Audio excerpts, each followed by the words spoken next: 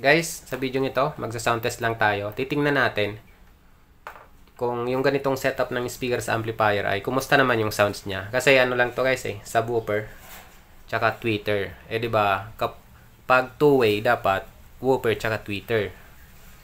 Pero try lang natin kung kumusta naman yung quality ng sounds. Subwoofer, 100 watts, 100 watts din na tweeter. Hello everyone, this is Baboy Vlogs. Don't forget to subscribe.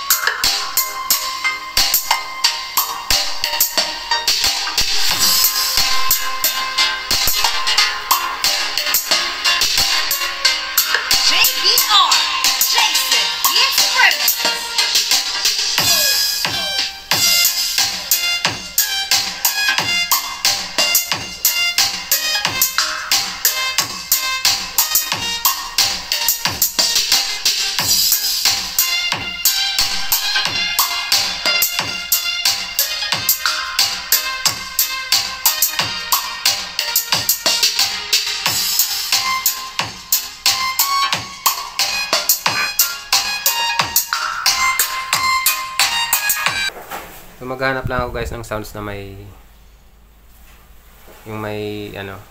boses tapos walang copyright.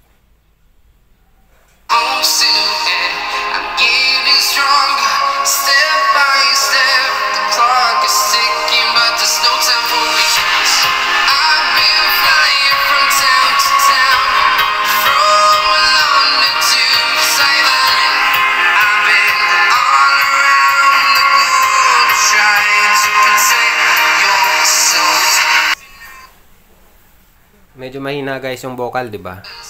Kasi ano lang 'yan, subwoofer, tsaka tweeter. Ngayon, kakabitan natin ang mid-range. Naikabit ko na guys yung mid-range.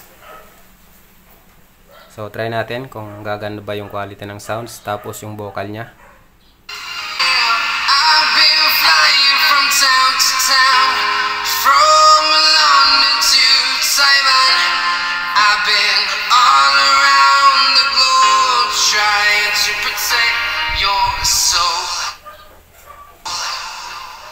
Mag-play na lang ako ng video na iba para yung talaga. Hello guys, kumusta po kayo? Muling nagbabalik ang inyong lingkod para sa isa na namang video, isang topic. Pag-uusapan natin ngayon, paano nga ba yung tamang pag-load ng ating speaker sa amplifier? Paano yung pag-match? Proper wiring, proper connection. Paano nga ba? Kasi may nakita akong post guys sa groups, Facebook groups. Siguro baguhan pa lang din yung nag-post nun. Ang ginawa niya, yung amplifier kasi niya may left and right channel. Tapos yung speaker niya isa lang. Ang ginawa niya guys, yung dalawang negative, pinagkabit niya, pinagdugtong niya, positive sa positive, yung output ng amplifier, pinaralin niya yon. Nabit niya sa isang speaker. So di ba mali yun guys? Kasi ang tama, isang lang, pwedeng yung negative ng left channel tapos positive nun, yung ikakabit mo sa speaker, di ba? So yun yung napansin ko. Tapos pag-usapan din natin ngayon, ano ba yung tama talaga? Kailangan ba mas mataas yung watts ng amplifier kaysa sa speaker?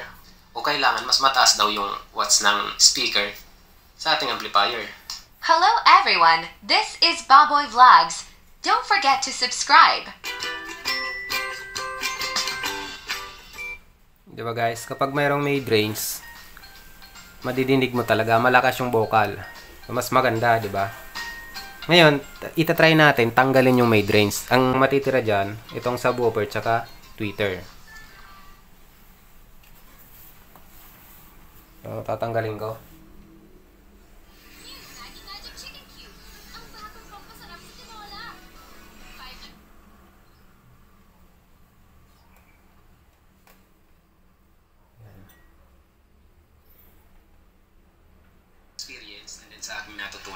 So hindi po ako nagmamagaling dito o nagmamarunong.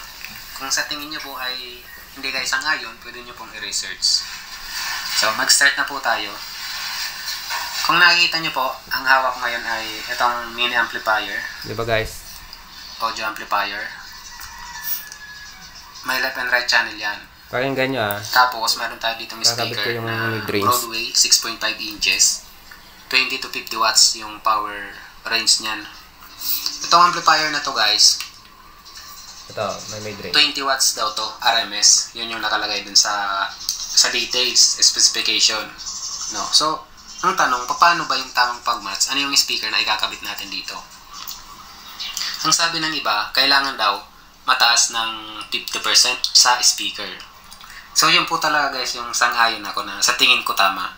Kahit kung hindi naman 50%, at least mas mataas ng kahit 10% yung lakas ng amplifier sa speaker. Para ma-drive niya talaga, mailabas niya yung lakas niya, hindi kakapusin. Tapos, may mga malaking factor pa yan guys na dapat kayong isaalang-alang, yung impedance. Di ba guys? Dito sa box, nakalagay. Mas maganda pag 3-way, woofer, mid-range, tsaka tweeter. Pwede din subwoofer, mid-range, tsaka tweeter. Pag 2-way, mas advisable na isang woofer, tsaka isang tweeter. Kasi pag ano guys, pag subwoofer lang, tsaka tweeter, mahina yung vocal. 'Di ba? So, kung halimbawa gagamitin mo 'yan sa video okay, hindi mas yung vocal niyan pag outdoor, hindi masyadong maririnig. So, yun lang guys. Yung video natin ngayon. Since itong Yan, walang mid-range yan. speaker na to Diba? guys, So, ikakabitan ulit natin. 50 watts, pwede naman to dito. Lalakas yan. At na-try ko na, kaya niyang i-drive. Kakabit nyo lang yan dito sa left channel, halimbawa yung 20 watts. So, sakto lang guys, di ba? Pwede naman yun. Wag lang mas mataas yung watts ng Diba? speaker kaysa sa amplifier. Mas maganda nga, 15 watts, di ba? 15 watts RMS. Tapos 15 watts din RMS sa isang channel. Para mayroon ka talagang allowance. Kasi kung halimbawa, kakabitan mo pa yan ng tweeter, di ba? At kailangan talagang kabitan ng tweeter, woofer tsaka tweeter para maganda yung quality ng sounds. Yan. So, yan lang guys yung video natin ngayon. Ito guys, may left and right channel yan. Sana nagustuhan nyo. Pwede tayo dito magkabit ng Yung simpleng video kahit natin. dalawang speaker sa left channel, dalawang speaker din sa right channel.